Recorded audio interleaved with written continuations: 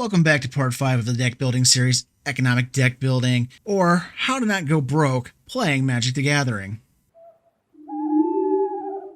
Let's face it, Magic the Gathering is an expensive hobby.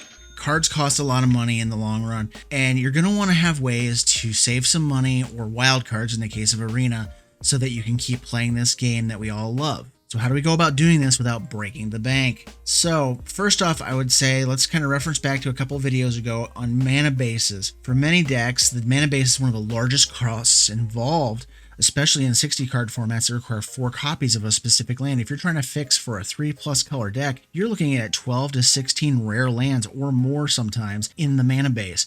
In Commander, you're still looking at more rares than that usually, but you only need 1 copy of each rare land. So how do we make this work without killing our wallets or wildcards? My top recommendation is to buy into 1 mana base, but with that mana base, be able to build several decks. As an example, using Arena, rather than just carelessly burning wildcards on lands, think about what kind of decks you want to build during a particular season, and then only pick up the lands that you're going to use in those several different decks.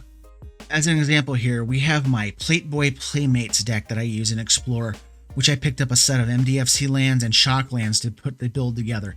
But I also use them in other decks as well that use the colors, so I'm not buying another full mana base that's completely different to build a different deck and wasting more wildcards. Parts of this particular mana base are also good for a much more metagame deck with Mardu Greasefang.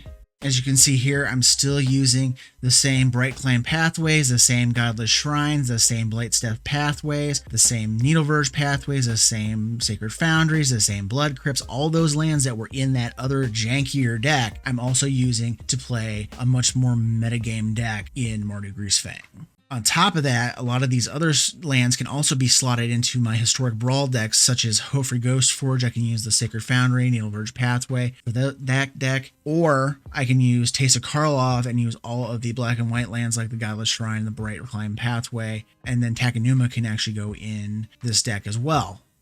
You know, and talking about Arena, that's great, but what about paper? Well, it applies there as well. Buy lands that you want to use in several variations of decks rather than spending gobs of cash trying to build a completely different colored deck in a different format. So maybe you want to play Rakdos Sacrifice for Friday Night Magic Standard. That's great. You have your black and red mana base, and you can then use those lands partially in, say, Modern Jund. All that black and red mana is going to go into that deck. You just have to get the rest of the green tinted lands to go with it. And then maybe you get all that together and you go, okay, I want to play Commander. Well, then you can slot some single copies of those lands into Zeatora the Incinerator and have yourself a Jund Commander deck there, saving you money and then having to buy another set of lands.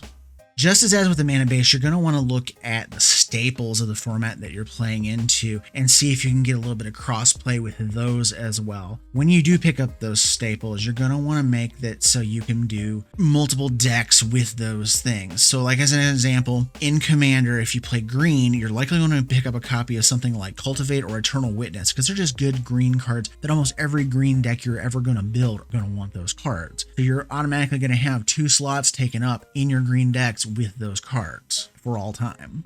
And this applies to the other formats as well. If you like playing a certain color, get the staple cards for the color that you can cross into other decks and save you money or wild cards as you move along.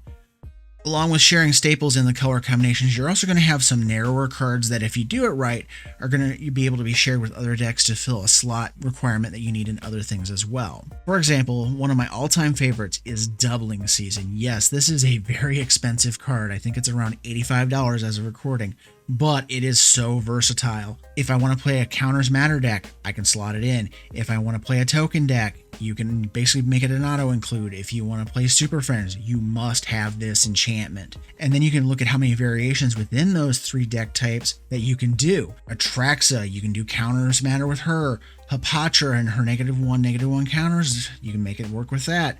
Reese the Redeemed and his tokens, Ginny Faye tokens, Miram Sentinel Worm Dragon doubling, Kadira Collar of the Small tokens, Karth the Lion Super Friends, 5-color Super Friends.